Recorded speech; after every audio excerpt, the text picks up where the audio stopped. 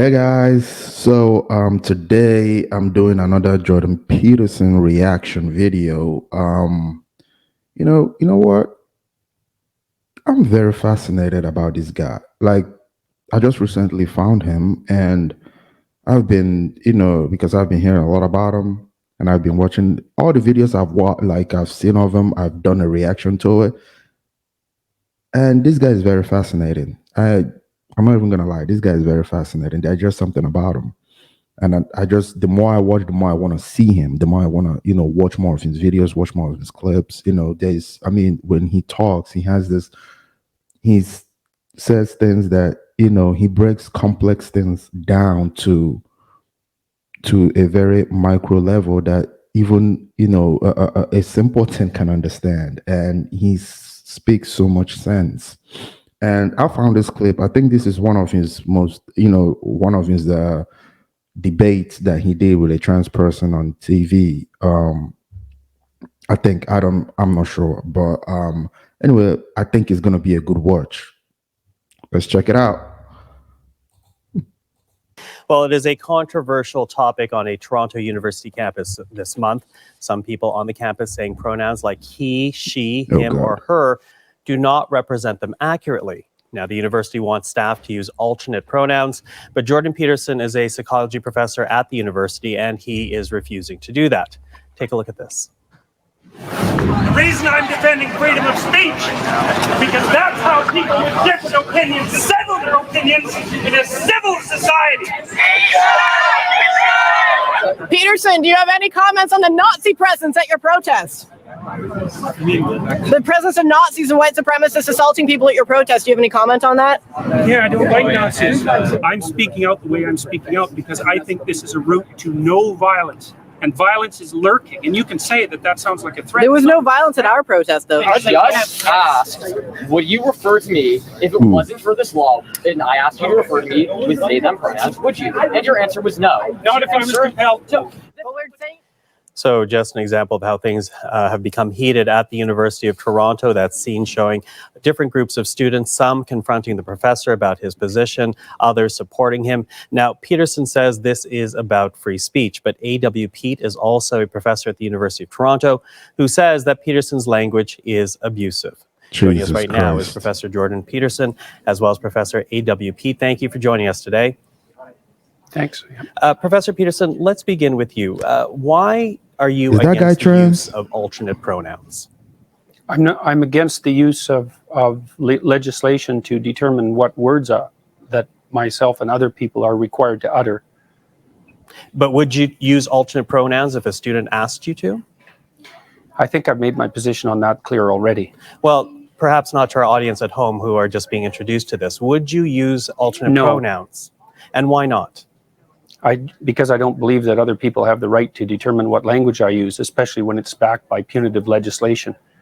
And when the words that are being required are the constructions, they're artificial constructions of people I regard as radical ideologues whose viewpoint I do not share.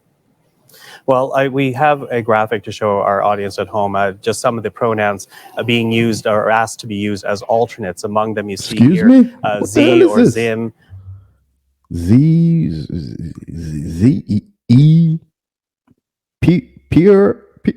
Pair. What the fuck? Okay, the pronunciation. What is zem? Here, there. This is insane. Come on. Come on. I'm laughing about it. Oh, sure, but this got to be insane. Like, who talks like this?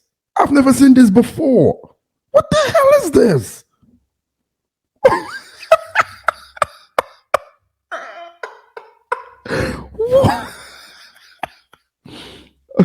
Okay, let's continue.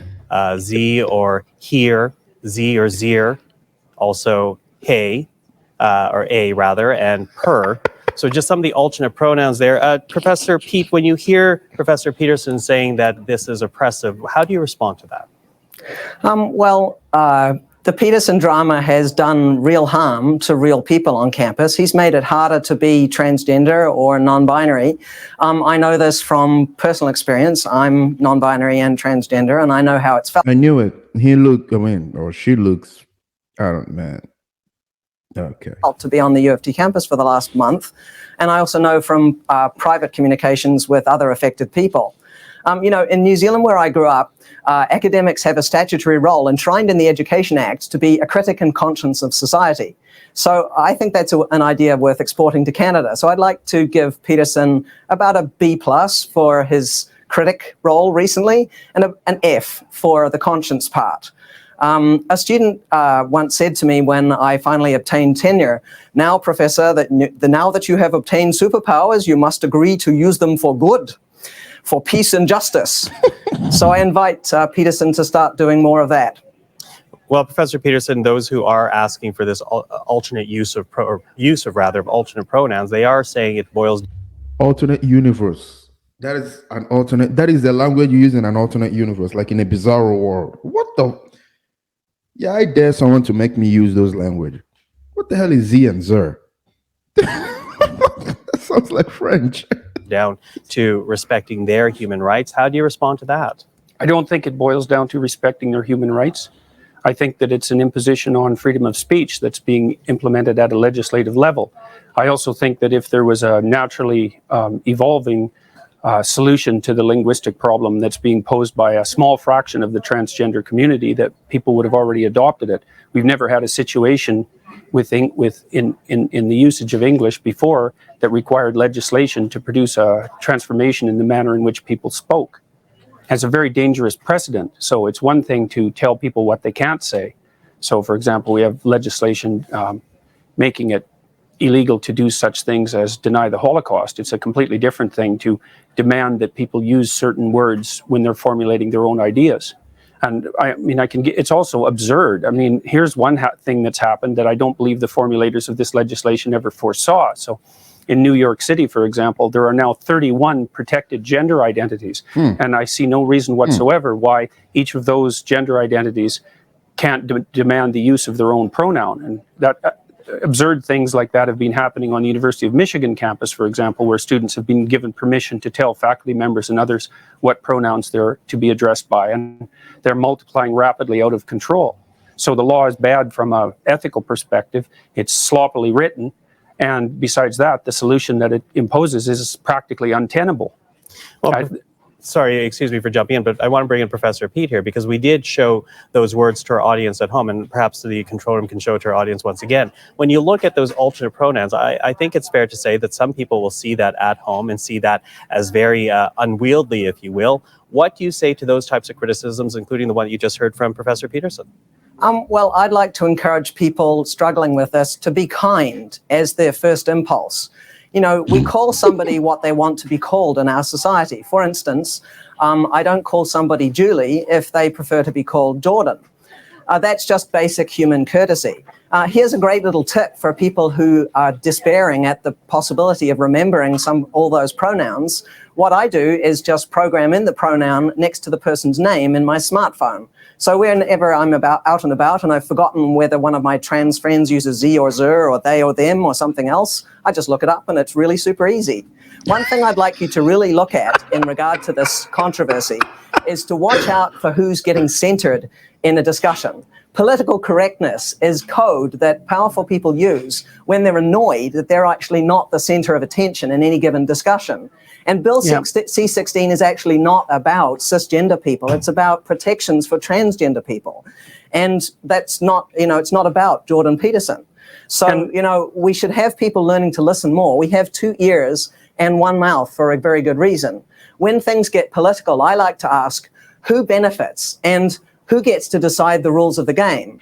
So, mostly with this Peterson controversy, which is really just a small drama, a tempest in a teapot, he could just get over learning to program a few pronouns into his phone. By the way, I only have half a dozen or so that I actually use on an everyday basis. So it's not all that difficult.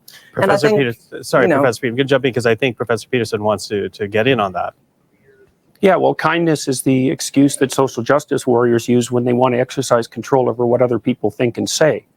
So, if we're bandying back and forth our differences in values, I would say that the highest possible value is truth, and that one of the concomitants is that we need stringent protection for freedom of speech so that we can utter the truths that we see fit. And I think that that's a value that's much higher than kindness, for example.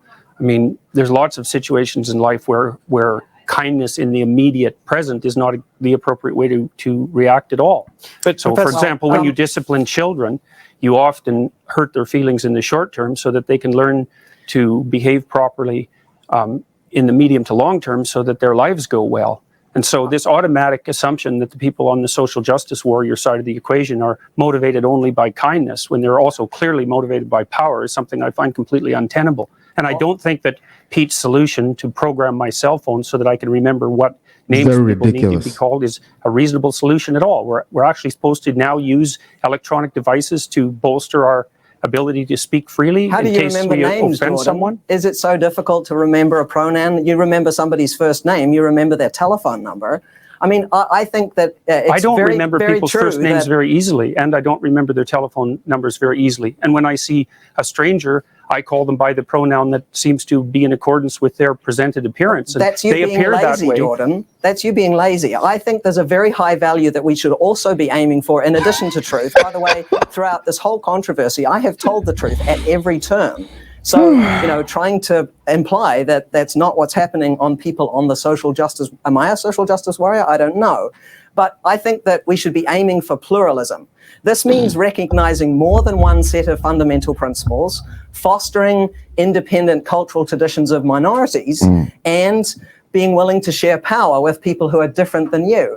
I think if you just stop centering this whole controversy on yourself and how hard it is for you to accommodate genderqueer people, well, have a little bit of sympathy. I mean, those of us who are trans encounter much more greater indignities every day and every week of the month. For example, have you recently had a bank employee accuse you of trying to masquerade as yourself at a bank and then locking down your ATM card and credit card so that you can't use any money? Oh, God. Those are the sorts of problems that trans people face every day, being out of housing, being considered, you know, considering suicide. These are really big problems. My refusal to use pronouns because left-wing activists want me to use them has nothing to do with whether or not trans people are having difficulties in society. And I'd also like to point out that I've had many letters of support. Problem, isn't it? I've had many letters of support from trans people, and they tell me that the trans activists don't support them, and most trans people Jordan, actually wanted to be referred to as he or she. Doesn't mean they that weren't you my are friends. Untransphobic. They just weren't because my you friends. know a few people, just because you've talked I to a few didn't know trans them. people,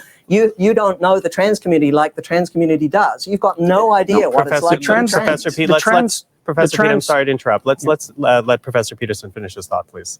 All right. So the trans activists aren't proper representatives of the trans community because they haven't been elected by the trans community. Nobody elected you either, Jordan. I'm not speaking for anyone except myself and on behalf of other people, perhaps who want to maintain the right to free speech. I'm not claiming that I'm a representative of white people or white men or any other group. I'm speaking on behalf of myself. And so I'm not taking... But Professor Peterson, let me jump in there, though, because we have seen an evolution of language. There are words that we don't use anymore. Not by legislation. Well, legislation or not, there are words that have evolved. We don't use, for example, I'm Asian. I would bristle if someone called me Oriental. That is an evolution of how we use words. How is this different? But that happened organically. Legislated or not, I understand legislatively, but if at the heart of it is to allow a student to study free of what they feel is discrimination, why not help that along? I already made my case for why not help that along. I believe that this legislation is extraordinarily dangerous, and there's other elements of it too that we haven't even got to in our society yet, like the protection for gender expression. And I've looked at gender expression in the Ontario Human Rights Code, and as far as I can tell, gender expression is best summarized in a single word: fashion. No. Because it's the way that you present yourself in public with your clothing and your manner of dress. And so I also think that the legislation that we are bringing forth with Bill C-16, and that's already in place in places like Ontario, also makes fashion criticism something akin to a hate crime. And because there's been so much noise about the identity component of this, we haven't even talked about gender expression. This is appalling legislation. And the idea that referring to someone by the pronoun of their choice is going to radically improve their status in society or their mental health is a completely unproven assumption. I think it'll have exactly the opposite effect. Professor Pete, I want to ask you, because it's been brought up a couple of times, to Professor Peterson's point, if this was so popular, if this was so needed, there would be a natural evolution. There wouldn't be need for legislation. Why the need for legislating this as opposed to allowing it to evolve naturally? Well, Bill 16, C16 and the Ontario Human Rights Code do not actually legislate pronoun usage. They don't specify 31 genders or anything of the kind. But let me jump in, though. The university is essentially telling, at this point, it's human resources people to use alternate pronouns, in a way legislating their staff to do this. No, wait, the legislation the legislation also requires that the university made clear their concordance with that that assumption on my part by mentioning in the letter that asked me to silence myself that I'm required to act in accordance with the provisions of the Ontario Human Rights Act. And so the university knows full well that the legislation does precisely what I suggest it does. It's not written precisely in Bill C-16, it's written in the Ontario Human Rights Code.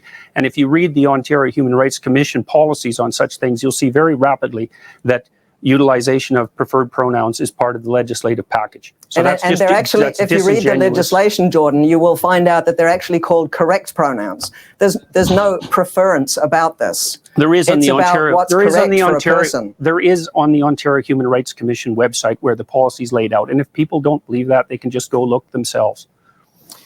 Professor Pete, when you hear that this is a free speech issue, that you hear Professor Peterson in this case essentially saying that he doesn't want to be legislated to adopt new language, what's your response to that? Well, I share a number of Jordan's concerns about freedom of speech and academic freedom on campus. These are both very, very important principles, and they should apply regardless of what kind of politics you like. For example, if you're a left-winger or a right-winger or an up-winger or a down-winger or whatever it is. But, you know, the reason why we have laws that protect academic freedom and freedom of speech is primarily to prevent government interference in individuals' lives, in their business. It's there really mostly to protect against a form of structural violence. And these free speech laws were actually never intended to be used as all-purpose accountability shields, you know, so that you don't have to be held accountable for your actions. But for real, did Canada actually pass laws legislating speech? Forcing you to say things you don't want to say? Compelling speech? Like, I mean, I have, you know, relatives that live in Canada, and it's not really... Oh, Jesus. Well, I don't know if I can say what I want to say. The things that they tell me. All I just got to say is scary up there. It's really scary. Anyway, let's continue the video. But who the hell wants to live in Canada anyway? Jesus Christ.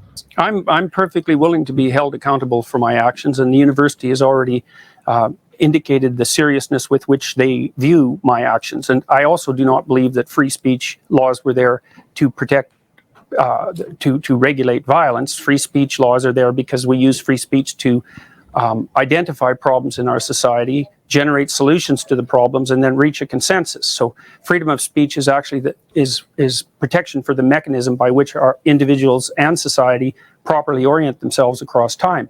It's not even a principle. It's the fundamental method by which our societies manage to maintain the stability that they do maintain. And it's one of the ways we do that, yes.